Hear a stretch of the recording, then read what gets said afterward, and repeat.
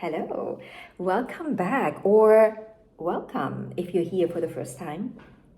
This is my channel that is all about astrology, self-development, meditation, and I'm here to serve you. So whatever you're interested in when it comes to astrology, self-development, and meditation, please ask me questions. And today we are going to answer a question that I get all the time.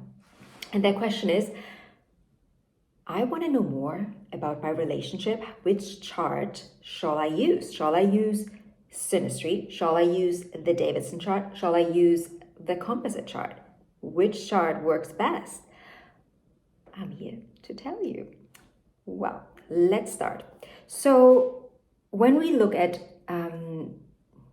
the different three options we have to use to get more understanding of a relationship in terms of what's the energy of the relationship, where does it go, what are the aspects, we first will probably encounter the Synastry chart. The Synastry chart is basically a very simple, it's very simple. So you take chart number A and then chart number, did I just say number? It's not a number.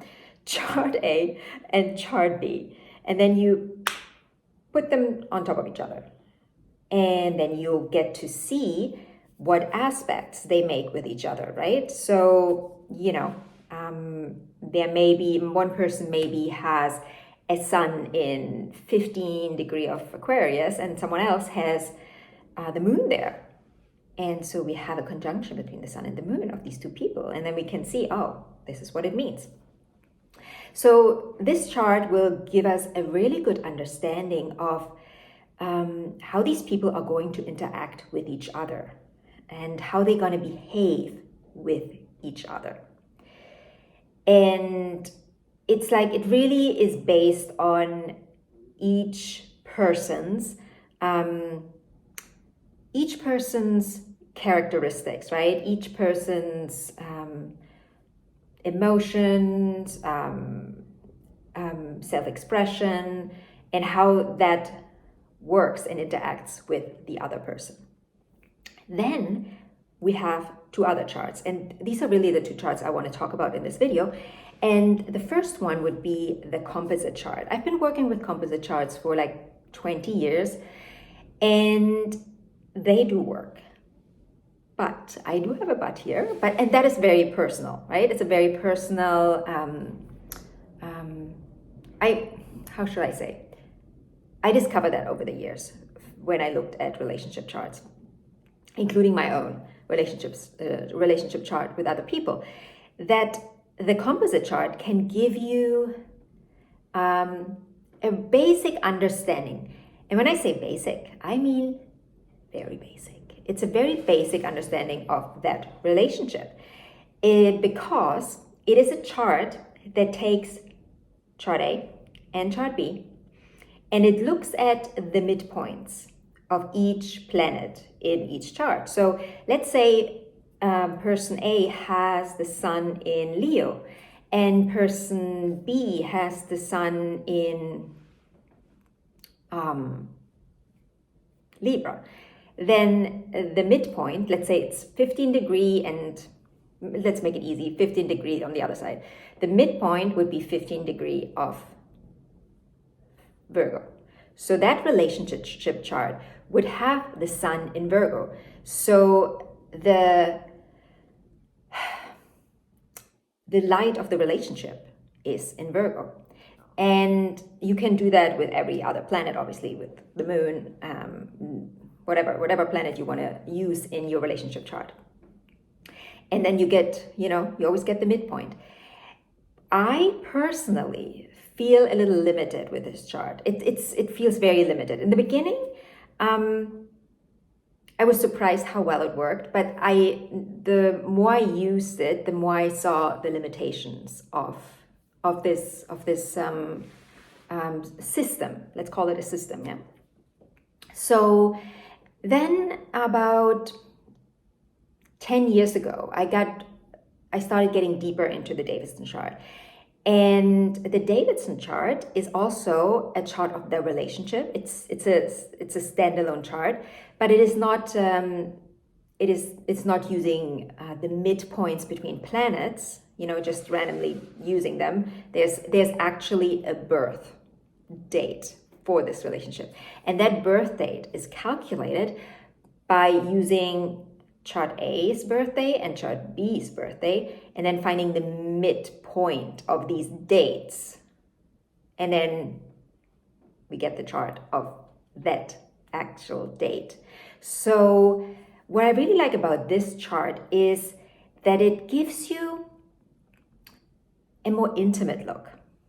It gives you a more intimate look at the relationship, and it also gives you a deeper understanding of that relationship and how that relationship can grow and how it actually grows.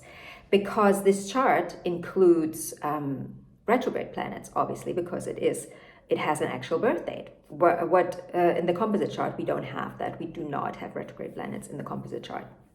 And we also can't progress that chart because it doesn't have an actual birth date. So if you ask me, I still look at both charts, but I tend to focus more on the Davidson chart. Because I can go deeper, and I can find out much more about this relationship, the depth of this relationship. What I also find interesting is seeing, because I look at both charts, seeing the red thread that goes through both charts, where I see, oh, okay, there's similarities here, but then I also see the differences that I find even more interesting, the differences that come out in this chart and then that I see in this chart. So yeah, I mean, when it comes to relationship charts, experiment, see what works best for you. But if you want my opinion, Davidson chart all the way, because it's just it's almost like, it feels like the chart has more of a personality. It's the personality of that relationships, where both people contribute their energies, and when these energies merge, what happens? What is the sun, for example? What does the sun say? How does the sun express itself in the relationship? Whereas how does it express itself in the person, or in person A and in person B? Let's say, person A has a Leo sun, and then person B has a Pisces sun. Depending on the actual date of both, you may get a Scorpio sun. And so that means this relationship, the heart of the relationship, the light of the relationship is scorpionic. There's obsession in this relationship. It can be a secretive relationship. There's a depth to that relationship that the person A or the person B wouldn't get out of another relationship, wouldn't feel in another relationship the same way. And when you do that same thing with a composite chart, yes, you can also get, obviously, the mix of the two energies, the two suns in that composite chart. But in my experience, it doesn't speak the same language. It is more like, more surface level. Whereas in the composite, you go deeper. So I hope this helps. If you have any questions, please ask away.